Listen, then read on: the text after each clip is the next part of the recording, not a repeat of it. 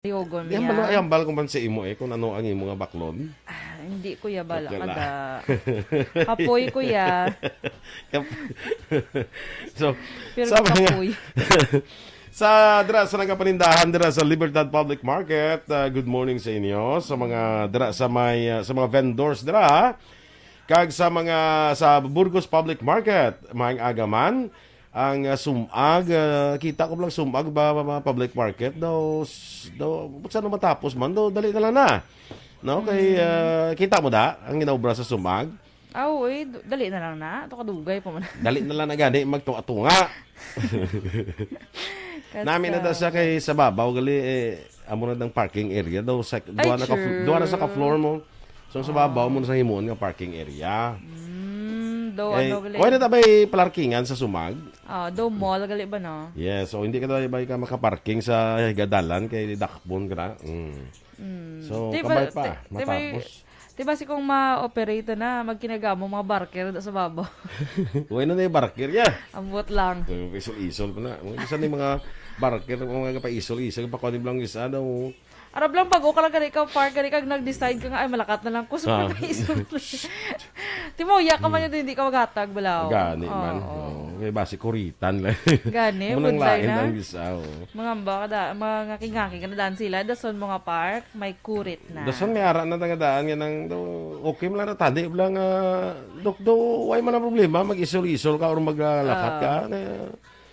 May mga lugar nga daw namin magid may ga-assist mo. May mga lugar nga way kinahanglan pero di sa ato ni ho may. Gani man. Isol. Anyway, good morning para para. ako ngatagan mo sang ano. Ha? Ngakig pa na dapat may certain amount niya. Do kung baga may taripa sila May taripa sila ho.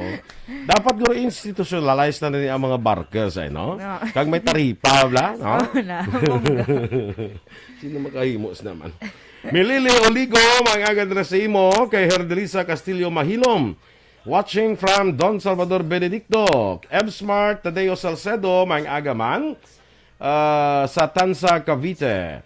Jonalyn Ninial de Cripito, tamyaw naman si RR kag Joy Joy. Damo ginim lang mga friends si Jonalyn mo, no? Damo na sige napatamyaw, no? Friendly and siguro best in ako siguro ng Miss Congeniality. Yes. Very friendly. Kag Robert Roma, naga-monitor man dira sa may Banwasang Isabela. Good morning dira sa imo. Kag congratulations man kay Mayor Maymay ni Corbala kay naghapon. Nagpatigana sang oath-taking ni sila. Ang Team Arangka. Congratulations! Kag iban of course nga nagdalaog sa La Castellana no? Yes. So congratulations kay Mayor Maymay na tapos kahapon ang ilang oath-taking dira sa may Banwa sa La Castellana. Pero ko to kakadto great na lang siya. Good morning. Yes, good morning Action Boy kay Connie Laparan. Tamyaw niya lang family Laparan, Labanyego, DSB Torbela, kag Isparesya ang gatamyaw si Connie Laparan sang Pandanon DSB. Correct. Ara man si Nueva Villa Are. Good morning. Kag si Jeneline Loberos Canillo, good morning sa inyo. Yes, oo. Kag dira sa kay migo ta Leo Talaban sang Banwa sang La Castellana, good morning man. Ay ang atong kuan to ang ganitong ginatag sa ato turmeric. Nagagamit mo na ya? Oo Uy. Nami siya, nami. Mayo siya mayo. Wala mo pa na inom. Basta may expire na magtira-tigaan na lang to. Wala pa ginahulat ko pang imo nga kuan bla. Review. Di sila mo nami, sige i-try mo siya kay try to Iga pa namin siya sang sang lawas. imo nga sang lawas. Stand pa na sa aton nga mga balita lokal.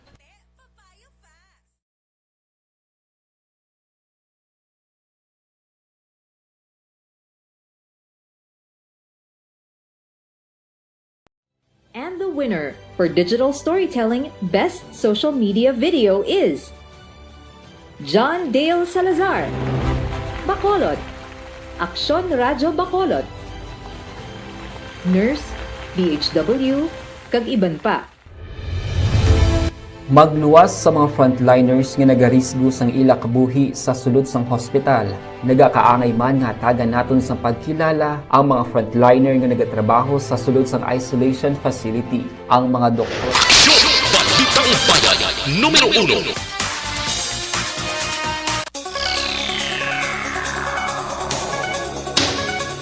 Sa detalye na sa ato nagapangunang nga mga balita lokal, ginpahayag sa pila ka mga progresibo nga grupo nga nabase diri sa probinsya sang Negros Occidental nga hindi nila pagkilalahon bilang leader sang Pilipinas sa incoming President Ferdinand Bongbong Marcos Jr. kag Vice President Sara Duterte.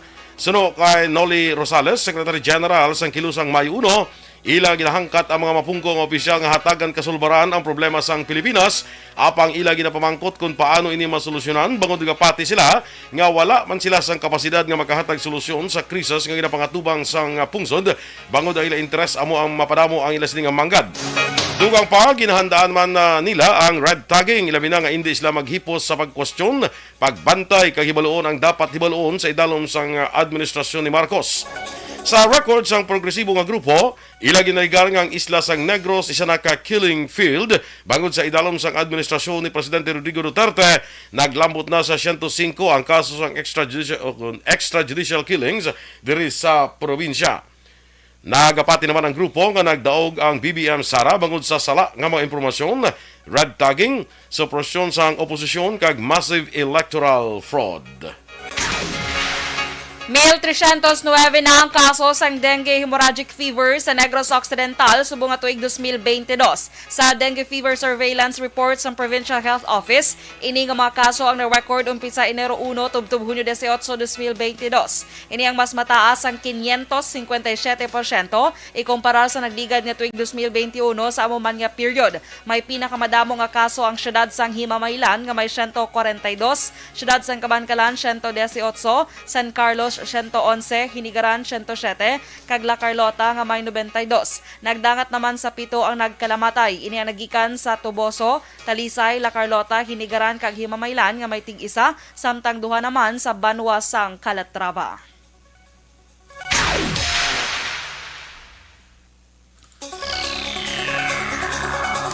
Samtang patay naman ang isa ka 37 anyos nga lalaki matapos ginluthang pasadong las 3:30 ang takna kahapon sang hapon Martes sa Palangka Road, Barangay 8, siyudad sang Bacolod. Ang napatay ginkilala sa kay Mark Borbon de Colongon, kag residente sang Purok Woodstock, Barangay Tangub, siyudad sang Bacolod. Sa interview sa Action Radio, ginpahayag ni Police Captain Paul Vincent Pendon, ang hepe sa Police Station 2, pagtimalos ang inalantaw nga rason sa pagpatay kay de Colongon. Suno kay Pendon, nakaagom sa pila sa liog kag dughan si de Colongon, kag na-recover sa eksena sang insidente ang pinakabasiyo sang kalibre 45 nga armas luthang. Samtang nagapati si Pendon nga sa basurhan mismo gintiro si de Colongon tungod sa nakitaan nga ilig pa sang dugo sa piyak nga hindi na mainit pa ang lawas sang biktima. Isa naman kag gwardya nakabati sang 3.5 kalupok, kag sang ginlantaw isa ka motorsiklo ang gikan sa lugar kag nagpadulong sa norte nga direksyon. Nakita naton nga may pila siya sa dughan din sa liog. Na-proseso ni isang aton nga SOCO team sa pagpanguna ni Police Major Gila, no? Sa motive or sa motibo ginantaw naton, na ma-establisher naton nga pagtimalos or pagbalos siya sa mga ginapang-ubraya sa una. Ang kabahin sa pagpahayag ni Police Captain Paul Vincent Pendon. Nagwa sa investigasyon sa Police Station 2 nga madugay na nga ginareklamo sa kaso sang pagpangawat ang biktima sang pagpangluthang sa Palangka Road, Barangay 8, siyudad sang Bacolod. Sa interview sa Action Radio, ginpahayag ni Police Captain Paul Vincent Pendon, ang hepe sa Police Station 2, nga base sa background ni Mark Borbon de Colongon, ginalegara sa mga tiyo kag tiya nga madugay na nila ginasaway ini nga maguntat na sa pagpangawat apang wala nagpamati. Ginalegar man sa mga himata nga ang kada kinawatan ni de Colongon iya ini ginabaligya kag ang benta ang ginabakal naman sang shabu. Dugang pa ni Pendon, madamo nga mga tagreklamo ang nagkilala kay de Colongon nga among sospetsado sa pagpangawat, labi na sa mga driver sang truck nga nagapark sa Bredco. Gin-ehemplo ni Pendon ang ginhimo ni de Colongon nga pagpangawat sang Domingo nga adlaw sa isa ka truck driver nga ginkuha ang bag nga may unod nga cellphone, 12,000 pesos nga kwarta kag 3 ka Levi's nga largo. Ang biktima wala na sa Bacolod tungod nagbiyahe tabok sa Iloilo. Samtang patay man ang isa ka 17 anyos nga menor de edad matapos makuryente, samtang nagaobra bilang pahinante sang isa ka trailer truck Sa Interviews Action Hotline, ginpahayag ni Senior Master Sergeant Job Ogares, ang Chief Investigator sa Bago City Police Station, las 5:45 sang hapon sang Lunes, Hunyo 27, sa nakabaton sila sang report na may nakuryente sa Purok Michel, Barangay Dulao, Ciudad Zambago. Ang biktima gikilala kay John Lloyd Benaflor. Sa inisyal nga investigasyon sa kapulisan, si Benaflor ang nag-assist sa backhoe nga ginamaneho ni Reynan Martinez sang natabo ang insidente. Suno kay Ogares, nag-assist si Benaflor sa kay Martinez agud ikarga ang backhoe sa trailer truck. Apang lipod sa hibalo ni Martinez, nalambot sini ang main line sang Seneco sa diin ginapatihan naglatay ang kuryente padulong sa trailer truck. Bagay tunaan sang pagka-kuryente sang hining menor de edad. Giningagaw pa nga madala sa ospital apang las 7 Lunes ang gabi. Ini siya ang gindeklarar nga patay na ang pamilya sa menor de edad. Ang nakahibalo naman angot sa amo nga insidente. Nasapuan nga patay ang isa ka lalaki sa sulod sang Tanchan Fish Pond sa Barangay Guadalupe, siyudad sang San Carlos, las 5 kahapon sang kagahon, Hunyo 28. Ang napatay ang ginkilala kay Julian Doroca, 43 anyos, ang sitio Kalubihan, Barangay Guadalupe sa amo nga siyudad. Suno kay Police Master Sergeant Jose Saniboy Algarme, mahimo plano ni Doroca nga magkuha sang isda bangod ini ang may dala nga pukot. Dugang pa ni Algarme bangod nga basa ang lawas ni Doroca, na kuryente ini sa live wire nga nagsupply sing kuryente sa mga paddle wheel. Nasunog ang likod ni Doroca nga gintunaan sang iya kamatayon.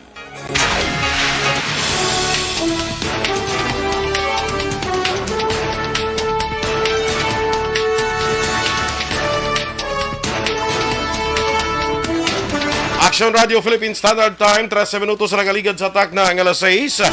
Sa mga dugang pa naton nga mga balita lokal, 3 sa gihapon ka mga drug group sa probinsya sang Negros Occidental ang ginabantayan sang kapulisan. Sunod kay Police Lieutenant Abigail Donasco, spokesperson sang Negros Occidental Police Provincial Office, hindi pa subong mapalayag ang ngalan sa mga drug groups agud nga hindi matublag o kung hindi ako ng intelligence monitoring sang kapulisan. Dugang pa ni Donasco, nagkapadayon man ang listing kag delisting o kung ang liwat nga paglista kapag kakasang ngalan sa mga drug personalities kag drug group sa probinsya sang Negros Occidental base man sa resulta sang assessment. Sang tinikdan nga tuig, ginpahig sang Nokpong ang Bugalon, Divinagracia kag Vertusio nga mga drug groups nga ginatinguan nga mabungkad sang kapulisan apang sa karon wala pa sang pinal nga assessment ang PNP sa aktibidad sa Mayni. Sa Namaluan, Hunyo 26, o kung Domingo nga adlaw, nadakpan sa siyudad sang Kabankalan ang isa ka miyembro sang Bugalon Drug Group pagi sa bypass operation kay nakuhaan sang masobra 230,000 pesos nga balor sang shabu. Nagpatigayon sang reshuffling ang Bacolod City Police Office. Suno kay Bacolod City Police Office Public Information Officer Lieutenant Colonel Sherlock Gabana, magabulos bilang tagpamuno sang Mobile Patrol Unit sang BCPO si Lieutenant Colonel Ariel Pico nga gikan sa Bacolod City Mobile Force Company. Sa diin magabulos ang anay tagpamuno man sang MPU nga si Lieutenant Colonel Edsel Jose Manzano. Dugang pa ni Gabana, gin-relieve naman si Major Junji Liba bilang hepe sang Police Station 9 kag i-assign bilang Assistant Chief sang Drug Enforcement Unit sang BCPO kag tagpamuno sang Bacolod Traffic Authority Office. Si Captain Rondel Tapang naman nga gikan sa MPO bilang Assistant Chief ang magabulos kay Liba bilang Officer in Charge sang Police Station 9. Si Lieutenant Glenn Montano nga Deputy Chief of Police sa Police Station 3 ang ibutang bilang bagong Assistant Head sang BCMFC. Sa diin pagabuslan naman ini ni Lieutenant Edward Bolivar nga gikan naman sa Police Station 3 bilang Deputy Chief of Police.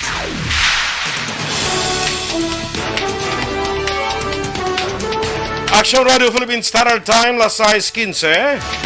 Disqualification case batok kay President-elect Marcos ginbasura sang Korte Suprema. Samtang Pilipinas may dugang nga 50 ka kaso sang Omicron BA.5.5 subvariant. Ang detalye sa mga balita nasyonal sa magbalik sang Aksyon Balitang Bayan numero 1.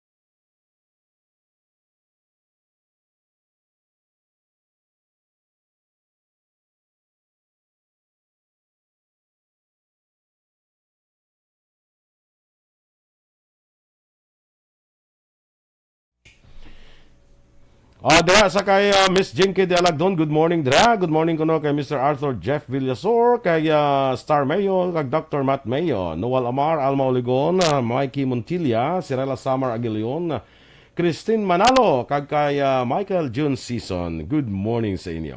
Kag dira sa kay Ma'am Vanessa Mayo, of course, kag kay Dr. Matt Mayo.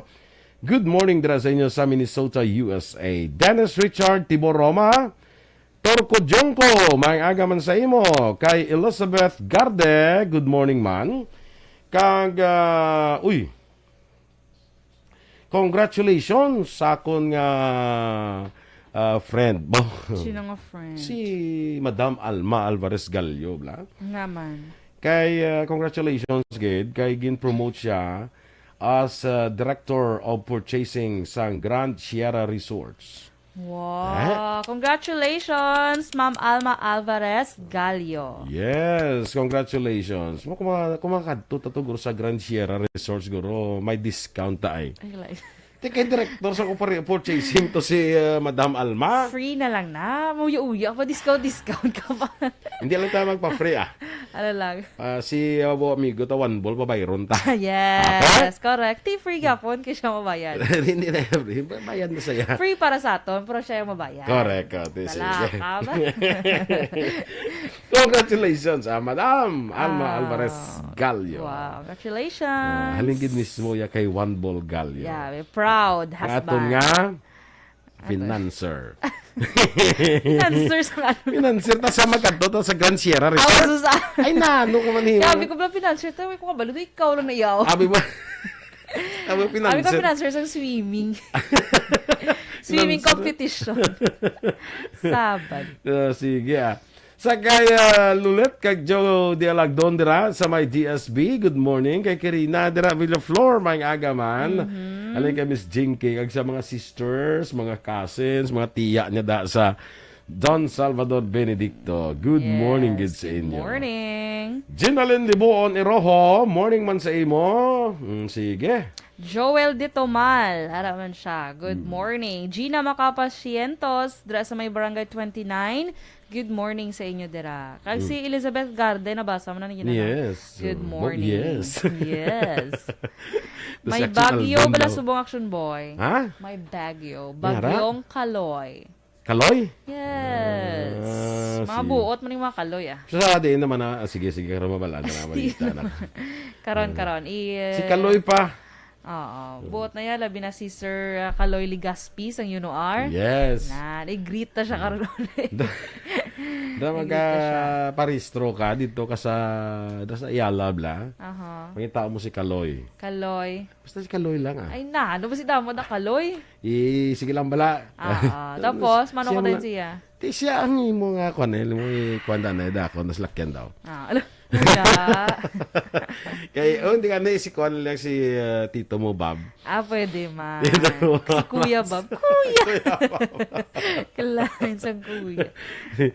Amo na siyang pirti ka sa ako gapon siya. Busy siya. Ga parik-parik sa gapon. Wow. Oo, gin-endorse siya lang ko to kapon sa Kaya naglakat siya. ikaw nga istoryante ka karon kay gin-endorse sige. ko to kapon. Ano Sa kay Russell Gomez, si Ma'am Van, oh my gosh, action boy, natumba ko, hindi pa ako kabalo mag-ride sa electric bike. Ay! Ay, kasad. Hadlok ka. Kaya pagay, Doc. Ay, ang doktor. Kay gusto. Yes! Ay! Hadlok ka. Bike. Why ka kagi, Ma'am Van bike out? An electric Electric bike. bike. Di ba meron ng ano? Ay, Kaya hindi ni ko rin bike. Yung kako motorsiklo lang, electric, no? Munang namin Kita mo niya. ng mga e-trike bala. Amo na May try. Pero bike. Kuanin ng single, waya May sa... electric. Oo, Nga bike, idya nga ano. Kasi namin niya na yung mga ginagamit sa mga ano na, mga Kaya mo e-trike. ganina ang actually dito sa US ang bike mas ka bike ya. Kuha na yan ng mga motorcycle bala. Tiyan mo na gani. Te amo na guro na tumba. Ay, kasi. practice lang kag balance lang. Oo. Actually kuha man lang sa mo ng actually yung pinakabudlay mo sa kay isa sa mga bisikleta or sa mga motor is ang balance. Munang number 1 mo gid ang atunan balance lang na. Sige lang, may lang kayo okay kam lang gali. Sige. Kay Ruel Ipilga, morning man. Tama niya anak niya nga si JB. Good morning. Ang Sahara Hotel, pagigili ko no Action Doors, under pag kay Madam Alma. Sahara Hotel. Kadamo ko ni sa kaladtuan na ito Kadamo, magpa gani. Las Vegas naman. Gani, man. Kadamo sa kaladtuan ni Juan Bo. Pliti na lang kulang. Pliti na lang kulang. Di ba ka to? Sa Las Las Vegas. Vegas. Sige. Kadamo, to isang... Malo ka sa magpa-US ya bala, may ginambal na sa ako si Juan Bo nga do technique mo kung paano kablangan daw makakuan bala. Maka, hindi ka ma-offload. Hindi ka sa kuan bala sa ano gani panang ni sa US embassy bala. Oo. Hindi ka pinakabudlay magsulod sa US magkuha sa visa mo. Oo. Na may mga technique kuno na mo. Sige, share mo na ka sa akong Dire, technique para paano makakadto tala sa... Secret na muna yan. Ay, kalain. Kanto to sa Las Vegas. Secret Wala na ma. niya. Makanto to bla Action Door sa Las Vegas. Kaya magkulo casino to. Kulok ka. Kadamo ng kwarta, no? May financer to. Gani man. Yeah, hindi ta pwede galing kadungan kay wala di may mabilin karon. Ikaw lang ani una. Paunahon talaga kay do may edad ka na. Hindi. Para nga masugiran taka kung paano para hindi ka mabiktima. Nagara. Ay kalai. Mas maka actually Action Boy, mas dasig ka na makakadto to Action Boy kung may endorsement letter from Sir Rupert. Gina-invite niya ka bala nga makadto to. Mas dasig ka na to makakadto ya. Correct. Sige. Technique na ya, why niya? Sa may invitation ka lang ya from kay James. Bike gid gali ya, bicycle gid gali kay van niya nga kon tumba sa iyo. Ay, okay lang siya mambana. Bicycle not motorcycle. Standby na sa mga balita national.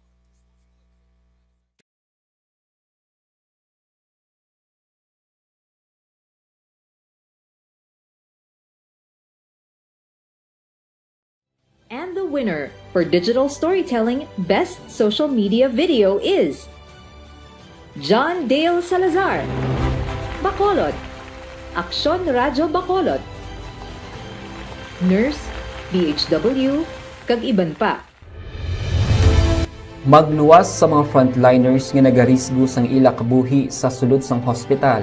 Nagakaangay man nga tagan naton sa pagkilala ang mga frontliner nga nagatrabaho sa sulod sang isolation facility. Ang mga doktor kag nurse nga nagarisgo man sang ila kabuhi sa pagtatap sa mga asymptomatic kag mild COVID cases.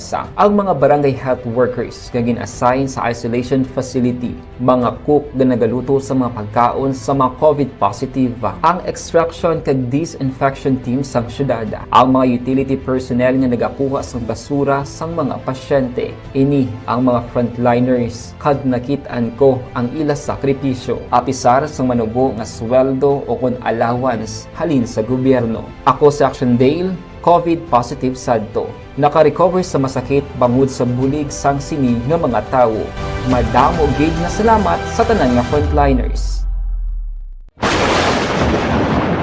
Ang elementary nga evacuation center na concern din baha man. Uy, kasi pinagamat-amat kumansaka ang tubig. Actually, ko po Yung medyo mataas na ang tubig, so ginaulat natin nga Pagsuwat nga nag-trap dito or nag-transit dito sa sulod ang Mang continuous range ang nag-isang ka factor sa pagsaka at sining tubig sa subong.